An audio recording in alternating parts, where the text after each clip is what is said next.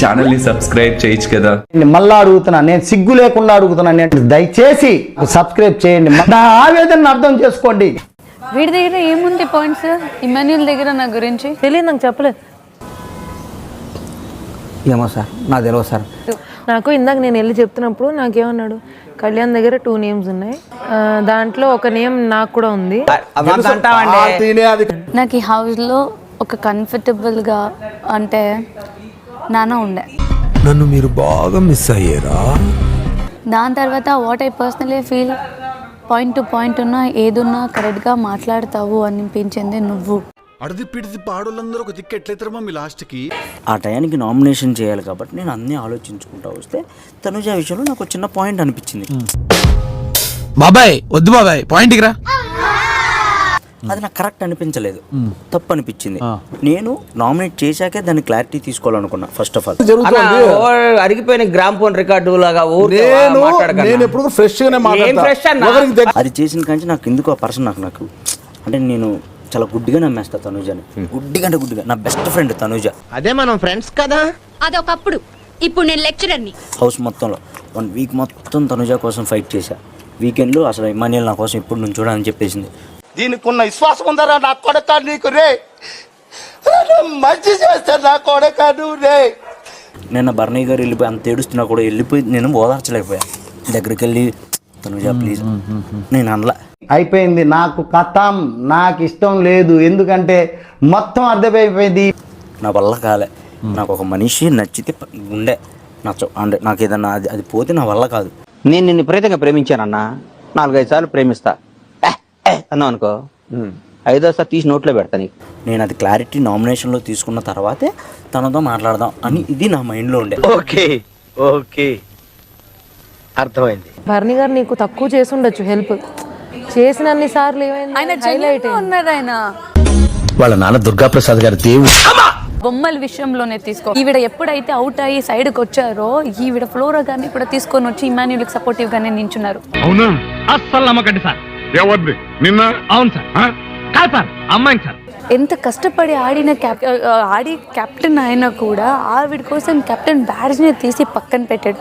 అందులో తప్పే ఉంది, అది ఆర్ట్. ఈ రోజున కూడా ఇప్పుడు ఆవిడ్ని నామినేట్ చేసినందుకు ఫైర్ గా నిలబడాడు.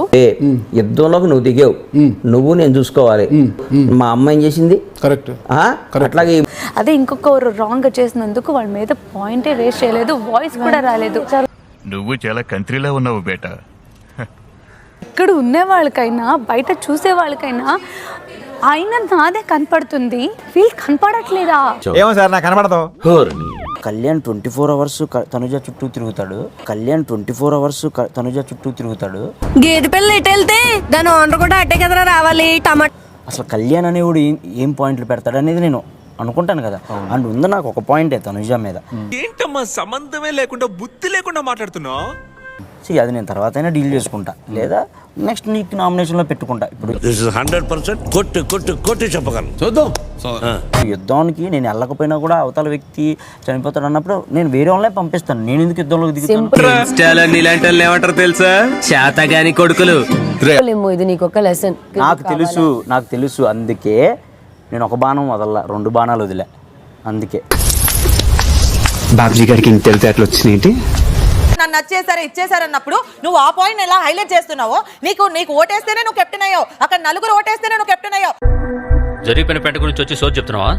నేను వేయకపోయినా వీడేయకపోయినా తనుజనే కెప్టెన్ అయ్యేది. మరి కరెక్టే కదమ్మా. ఇప్పుడు నువ్వు దేనికి మార్చుకో, దేని చేద్దాం అనుకుంటున్నా? ఏం చేయట్లేదురా, వాడు బ్యాక్ స్టాబింగ్ అన్నప్పుడు నీకు నోరే రాలేదురా. అవును కదరా? అవును. ఆ మొక్క నోరు తెరిచి చెప్పొచ్చు కదా, నోట్లో బెల్లం కట్టుకున్నావా ఏంటి? నీకు దింపారు అదే అయింది, జరగాల్సిన డ్యామేజ్ అయిపోయింది. బ్యాక్ స్టాబింగ్ కాదని మనిషికి చెప్పాను, నువ్వు అది చెప్పలేదురా. మాకు తెలియదు సార్, మీరు దేశం ముదురు కాబట్టి చెప్పండి. మీరు ముదురు కదా, మీరు అందరు నాకుతుంటారు కదా. ప్రపంచం చెప్పలేదురా, చెప్పలేదురా. ఏం విన్నాను? నీ ఒంట్లో ఎట్లుందమ్మా? శివుడు ఉందా ఏంటమ్మా? నీ ఒంట్లో ఎట్లుంది? నువ్వు దింపారు, అన్యాయం జరిగింది, అయిపోయిందని అంటున్నావు కానీ అది బ్యాక్ స్టాబింగ్ కాదు అనే మాట నీ నోట్లోకి వెళ్ళి రావట్లేదు. అది అరే సీతారామన్, ఇందాకటి నుంచి అడుగుతుంటే చెప్పవేంటి? నోట్లో ఏం పెట్టుకున్నావయ్యా? అరే బ్యాక్ స్టాబింగ్ నీకు అనిపించిందా? బ్యాక్ స్టాబింగ్ నీకు అనిపించిందా? అది ఒక్కటే నేను అడుగుతున్నారా, ఇంకేం అడగట్లేదు. టాపిక్ లో ఉన్నాను. నేను అడిగేది నా గురించి రా, నా గురించి. Back stabbing Ritu back stabbing చేసిందని నీకు అనిపించిందా? అవును, క్లియర్ గా ఉందిగా. అన్నప్పుడు నీకు రీతు నన్ను బ్యాక్ స్టాబ్ చేసినట్టు అని అనిపించలేదు అని నువ్వు చెప్పాలి కదా పాయింట్. నేను అవేమీ కావు అంటే దాని అర్థం అదే. ఆ ముక్క నాకు ముందే చెప్పాలరా జఫా.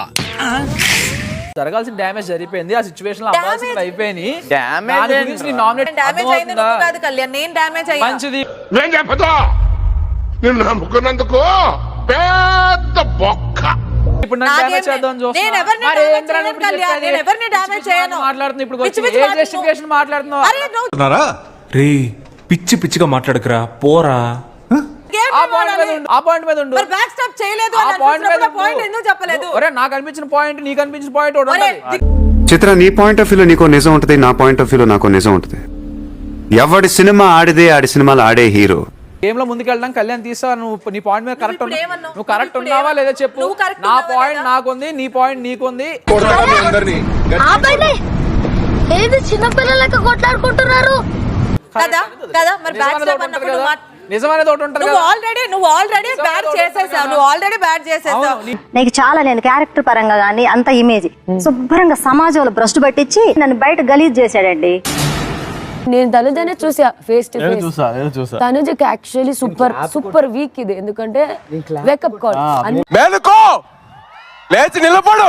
మీ అమ్మ మీ నాన్నగారిని మీ గురువు గారిని గర్వపడేలా చేయండి. నేను ఇచ్చినది కూడా ఒక వేకప్ కాల్ తనుజకి.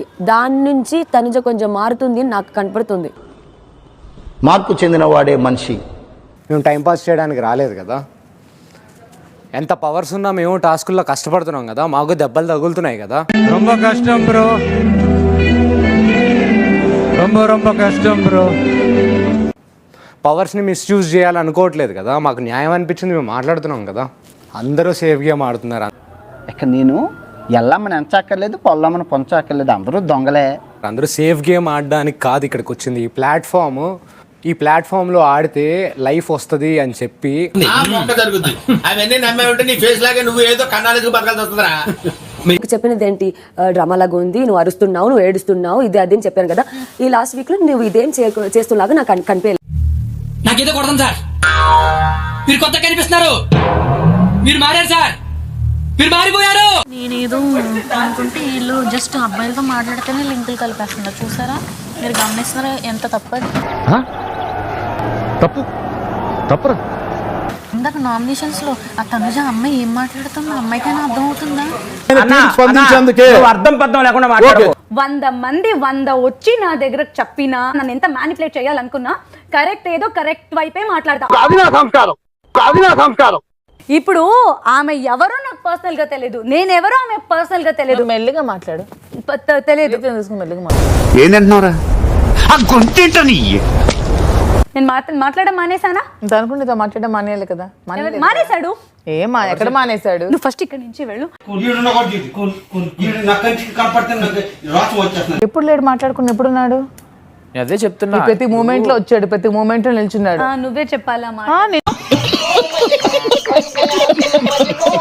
కొన్న దూరం పెట్టి లేడు, తను తనలాగే ఉన్నాడు. ఒక మాట ఇవి చాలు నీకు. నెక్స్ట్ మంత్ నామినేషన్ లో వేసి పడేసి మీ ఇంటికి పో. అంత గిఫ్ట్ మనకు వద్దులే కానమ్మా. అందరూ నువ్వు రాంగ్ అని అన్నారు.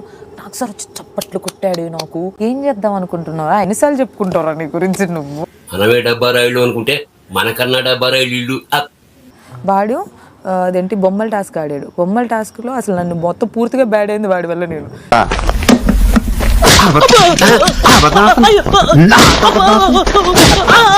ఆ కూర నీ కోసం అని చెప్తే ఆ కూర వండేదే నా కోసం. మరి ఇదంతా అర్థం చేసుకోకుండా ఎందుకు గయ్యా అరిచా? ఎందుకు అరుస్తున్నా? పిచ్చిలేసిందా? ఎత్తుకో, ఇప్పుడు నాకు తెలీదు. ఆడబెట్టు ఎత్తుకో. పోయినసారి అంత అయినా కూడా చిగురాలేటిల్ల నాకు. ఎత్తుకో, ఇప్పుడు నన్ను ఎత్తుకో.